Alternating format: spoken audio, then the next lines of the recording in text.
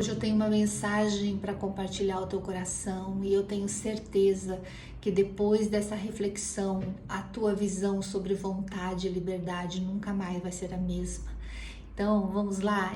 Eu queria então compartilhar umas frases que eu li de alguns filósofos pensadores e nós viajarmos, né, pelos dois campos, né, da filosofia e o campo da esfera cristã, né? Então, a vontade, ela é uma faculdade humana, né, do desejo, né, do poder de escolha, das ações. Ela está intrinsecamente ligada à liberdade de escolha, que norteia as nossas ações, né? Então, eu vou ler uma frase aqui do René Descartes, um filósofo, que ele diz assim: a vontade é infinita e é o que nos torna semelhantes a Deus. Aí ele segue dizendo: a liberdade é essencial à razão. Então, achei muito incrível essa frase que diz que a vontade é infinita. Quer dizer, por um lado, ele quer dizer, talvez no termo de ser, dela ser praticamente insaciável, dela ser assim, um elemento compulsor assim dos nossos anseios, das nossas buscas, né? E também interessante que ele fala que a liberdade é essencial para o uso da razão. Não tem como fazer o uso da razão se não tiver liberdade, né, de pensamento. E aí vem o Sartre e diz assim: o homem está condenado a ser livre. Olha que frase mais forte: o homem está condenado a ser livre, como se a liberdade fosse uma condenação, né? E ele diz assim: porque ele não criou a si, né? Ele está condenado a ser livre porque ele não criou a si e ainda assim é livre. Olha que tremendo isso, né? Nós não somos autores da nossa própria vida, né? Quer dizer, alguém que cria, por exemplo, eles falam essa frase, eles são donos da frase, são autores da frase. Como nós poderíamos, então, se nós tivéssemos criado a nós mesmos, ser autores, ter autonomia sobre a nossa vida. Mas nós não nos criamos a nós mesmos, nós somos criados por Deus e ainda assim aprove a Ele nos fazer livres, né? E só que daí ele tem uma segunda frase aqui que ele chama a responsabilidade, né? Que ele diz assim, que tão logo o homem é atirado no mundo, ele torna-se responsável por tudo que faz, né? Então, a responsabilidade de escolha, a liberdade com responsabilidade. Aí vem o Santo Agostinho e fala assim: a vontade é dividida entre o bem e o mal. Então, por um lado, nós temos um desejo de fazer o bem, por outro, tem um outro lado, né? Sabemos também por que disso, que deseja o mal. Então, o homem ficou dividido dentro de si entre o bem e o mal, né? Aí o Sartre argumenta ainda assim, ele diz: essa liberdade, embora possa ser angustiante, é o que nos torna dignos de ser humano. Então, essa liberdade de escolha, às vezes escolhas erradas que trazem consequências, que trazem angústias de carona, né? Ainda assim é ela que nos dá a dignidade humana. Então, quer dizer, nós só temos dignidade se tivermos liberdade, né? Então, a liberdade, portanto, é uma opção, aliás, não é uma opção, mas uma condição inescapável da existência humana. Achei muito profundo esses pensamentos, né? Mas talvez esses filósofos pensadores reflitam sobre a vontade natural, né, do nosso querer, das nossas escolhas, sobre a liberdade de ir e vir. Mas, contudo, é impossível a gente pensar, né, num tema tão complexo, tão profundo da nossa vida e não meditar neste tema também pelo aspecto espiritual, né? Então, vamos ver o que Jesus fala sobre liberdade.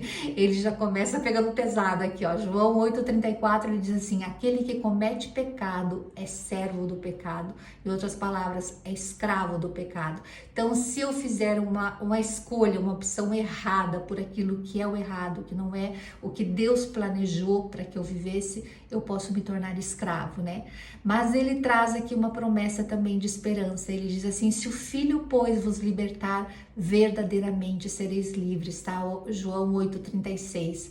Aí ele diz ainda em Mateus 10,28: não temais os que matam o corpo e não podem matar a alma, temei antes aquele que pode fazer perecer no inferno tanto a alma como o corpo. Olha que profundo isso. Então aqui o Senhor, né, nos mostra que esse corpo é finito e no fundo a verdadeira liberdade que o homem mais anseia, que nós mais ansiamos, é a liberdade da alma, e foi esta liberdade que o Senhor Jesus veio nos dar. Ele disse, todo o tempo do seu ministério, ele frisou que ele não veio para fazer a vontade dele, mas sim a vontade do Pai, e a vontade do Pai era que nós fôssemos salvos, que nós crescemos nele, e que ele seria morto pelos nossos pecados e ressuscitaria, e esta era a vontade do Pai para nós, que nós também fôssemos ressuscitados eternamente, né? Que nós não temêssemos então de que tudo acabaria, né, ali na sepultura.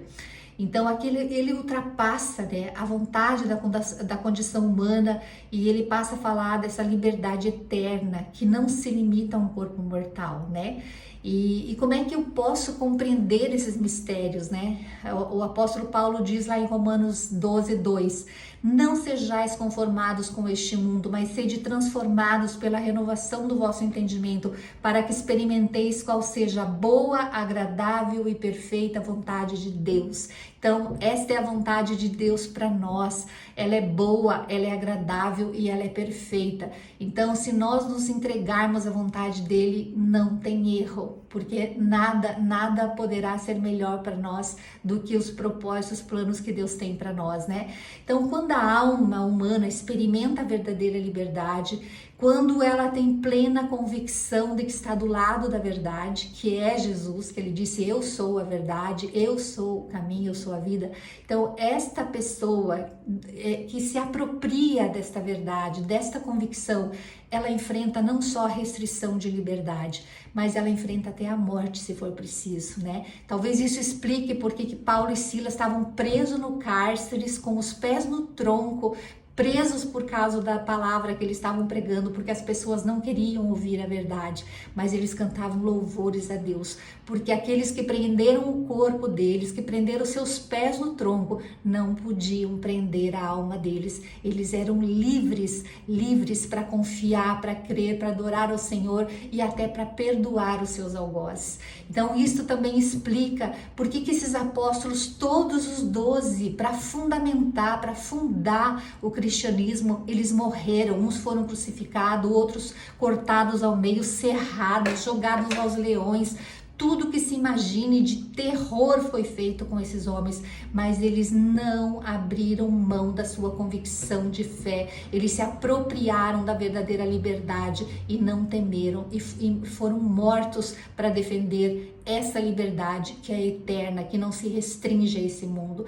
Então os homens podem até matar o nosso corpo, podem nos aprisionar, podem nos intimidar, podem fazer o que quiserem com nós. Se você é um cristão verdadeiro, você não vai se render. Não vai se render, todo joelho se dobrará e toda língua confessará que Jesus Cristo é o Senhor, para a glória de Deus Pai.